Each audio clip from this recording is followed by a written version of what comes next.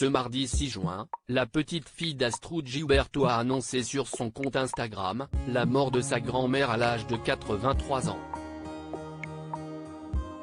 Véritable icône de la bossa nova, connue notamment pour le titre culte The Girl from Ipanema, laissant le Brésil et le monde de la musique en deuil. L'annonce de la mort de Astrud Gilberto a été relayée par les médias brésiliens ce mardi 6 juin, juste après la publication sur Instagram de Sofia Gilberto Oliveira, la petite fille de la chanteuse. Sur son post, la jeune femme partage une vidéo de sa grand-mère qui chante la chanson L'hymne da Sofia, dont elle raconte qu'elle a été écrite pour elle. « Ma grand-mère Astrud Gilberto a fait cette chanson pour moi. Elle y écrit que sa grand-mère est morte ce lundi 5 juin. Une annonce qui a attristé le Brésil. Véritable icône du pays, Astrud Gilberto est née le 30 mars 1940, d'un père allemand et d'une mère brésilienne. Elle grandit auprès d'eux à Rio de Janeiro. En 1959, alors qu'elle est secrétaire au ministère de l'Agriculture, elle épouse le chanteur et guitariste brésilien João Gilberto, avec qui elle part pour les États-Unis en 1963. Son mari, considéré comme le père de la bossa nova, lui permet de rencontrer de nombreux artistes tels que Stan Getz, avec qui elle enregistre la chanson culte The Girl from Ipanema. Dans la chanson, son mari interprète la partie chantée en portugais, tandis qu'elle chante la partie en anglais. Une chanson culte, qui est malheureusement à l'origine de la fin de son mariage.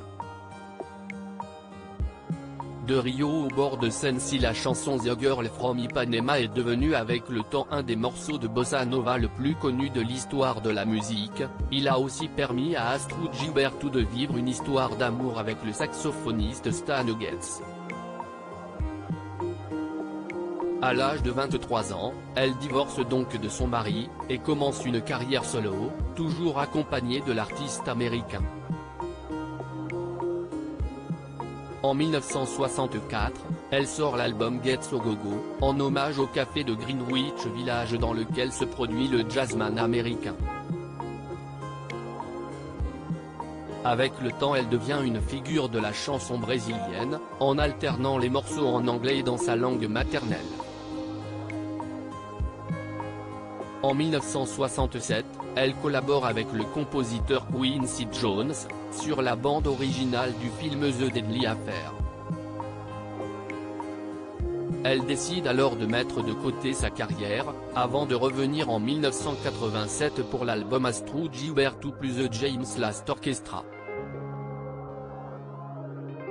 En 1992, elle est récompensée par un Latin Jazz Award pour l'ensemble de sa carrière. 4 ans après, elle travaille avec Étienne Dao sur le titre Les bords de Seine, avant de terminer sa carrière en 2002. Artiste engagée dans la cause animale, elle écrit Laissez Animals, They Need Our Help. Malgré son absence sur les médias depuis la sortie de son dernier single Jungle, la chanteuse a permis au monde entier de découvrir la bossa nova. Aujourd'hui, le Brésil perd l'une de ses plus grandes icônes.